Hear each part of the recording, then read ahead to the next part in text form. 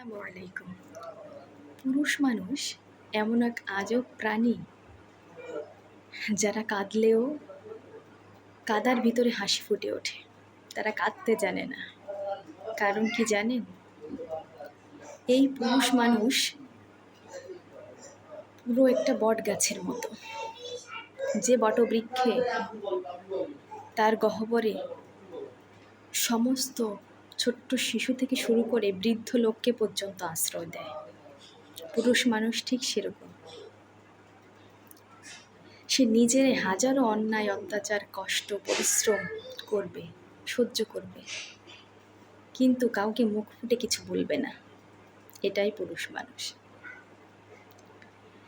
তাদের কান্না কখনো দেখা যায় না, কারণ তারা কাঁদতেই জানে না।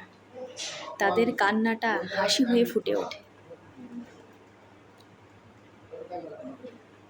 সমস্ত পুরুষ মানুষই এরকম হয়।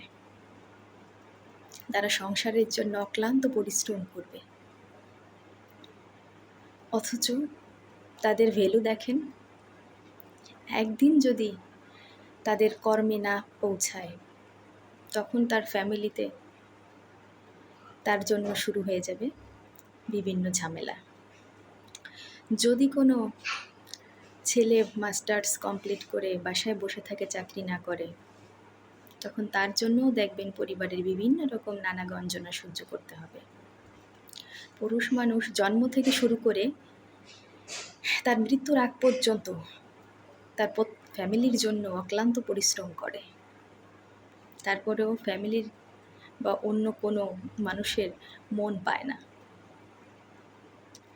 তারা এমন এক আজব প্রাণী, যাদেরকে যত কথাই বলা হোক না কেন, নীরবে সব কিছু সহ্য করে নেয়।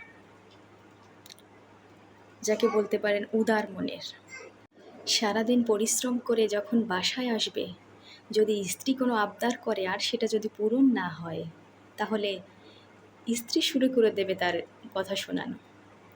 আবার দিন শেষে পরিশ্রম করে যখন ছেলে মেয়ের জন্য কোনো খাবার নিয়ে আসবে, যেদিন ছেলে মেয়ে খাবার পাবে সেদিন খুব খুশি, বাবা খুব ভালো। কিন্তু যেদিন খাবার না পাবে, তখন বলবে বাবা পচা, বাবা সময় দেয় না, বাবা ঘুরতে নিয়ে যায় না, বাবা খাবার কিনে দেয় না। দেখুন, এই সমস্ত পুরুষ মানুষ কতভাবে নির্যাতিত পরিবারের কাছে, এমনকি সমাজের কাছে। সমাজের মানুষকে সময় না দিলেও সমাজের মানুষ এরকম বলে। এরা কোথায় যাবে বলুন তো একবার? সমস্ত পুরুষদের জানাই আমি স্যালুট। তাদের এই অক্লান্ত পরিশ্রমকে জানাই স্যালুট। ধন্যবাদ সবাইকে, ভালো থাকবেন।